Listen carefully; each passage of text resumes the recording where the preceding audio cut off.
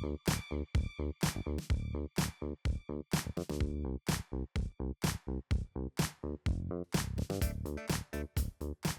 we're walking over. This was actually the thing I was most nervous about for the whole show. One foot in front of the other. You're doing great. Yeah, walking. Okay, because Jay doesn't wear heels. Often. Okay, we've got the nurse sisters here, Tamika, Kiah. Can I be an honorary nurse sister just for tonight? Okay. Ace is Liberty, right? The end of the game, that's how you win the finals. That's how you put a bow on that 2023 season. The chirps back and forth came right down to the wire. Will this rank as one of the best finals games ever? I think so. It's got to be. The first three in these series was not competitive at all. So this one, at least, we wanted to watch, right?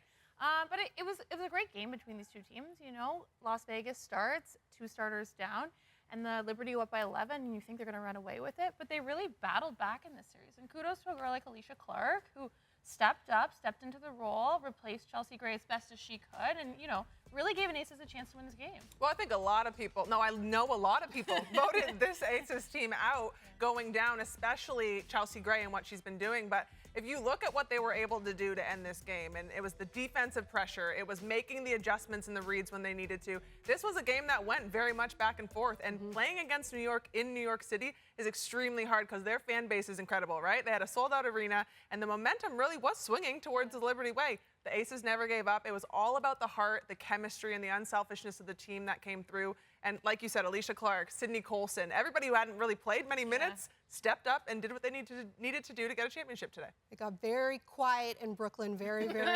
quickly. So here, Las Vegas making history. The first team to go back-to-back in almost 2 decades, right? Over 2 decades. It was the LA Sparks doing in 2001, 2002. So now we're looking big picture. Where does this team rank when it comes to the history of the WNBA? You have to stay pretty high. This was built a super team. Like, let's not act like they didn't have 4 monstrous players on that roster. But New York was built to beat them, and they did not. So when you look at this team, they were good last year, but they are better this year. They added pieces.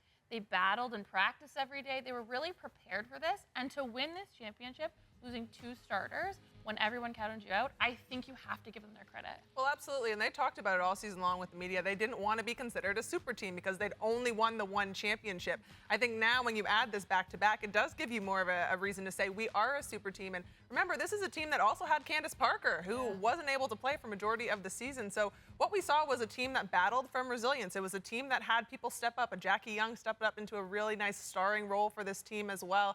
And like Tamika said, the core 4 that they have was who they really relied on. Now that's Asia Wilson, Jackie Young, Kelsey Plum, and Chelsea Gray, thank you.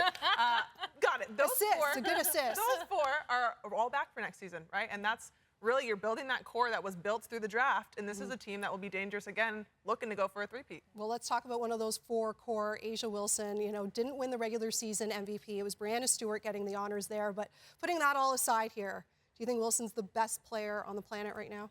I don't know what the best player on the planet. Like, I'm still gonna, like, I still have a hard time saying like Brianna Stewart isn't a really good women's basketball player. But I think Asia Wilson not winning MVP this season, I think she took it personally. I think she came out in these series. She wanted to prove that she deserved it, that she was the better player. And you know what? In this series, she definitely was. Look, I've played against Asia Wilson at all 3 levels, college, WNBA, and on the World Championship stage, and it seems like when the lights are the brightest, when the pressure is the highest, Asia Wilson is the one person that can rise to that occasion on a consistent basis. And it's been that way about her and in her career. It's a piece of her makeup and her character and who she is. She leads her team by example with the way that she plays. She leads her team by example with the passion that she plays with as well. And so she's had this understanding of how to win a championship, how to be a leader in that role. And that's what she did today. And she knew for a fact, with Chelsea Gray out, Kiah Stokes out, if they wanted to win a championship, it was going to run through her. And she took it to the chest, she took it to heart, and she led these guys to a championship. So I'd put her up there pretty high with the best in the world. And now we can start talking three-peat, right? The Houston Comets, the only team to win 3 WNBA championships in a row, won the first 4. Not that 4 yet, but Las Vegas Aces are happy to have 2 under their sleeve here. And you made us all forget how awkward my walk was over here, so I appreciate it. At least it didn't fall. Can you imagine, like, fall, break the heel? We would have caught you. We would have. Appreciate it. More good assists. Here. Honorary nurse sister. Thanks for doing this, and yeah, I guess we'll have to wait a few months before another season gets underway, but that's how you end it off, that is for sure. All right, still ahead, Mad Max back on the bump, facing the Road Warriors, which was the title of the 1981 Mad Max film. Doing our research here, and even during his media tour for his new movie, Fingernails, Luke Wilson was kind enough to stop by and chat with us.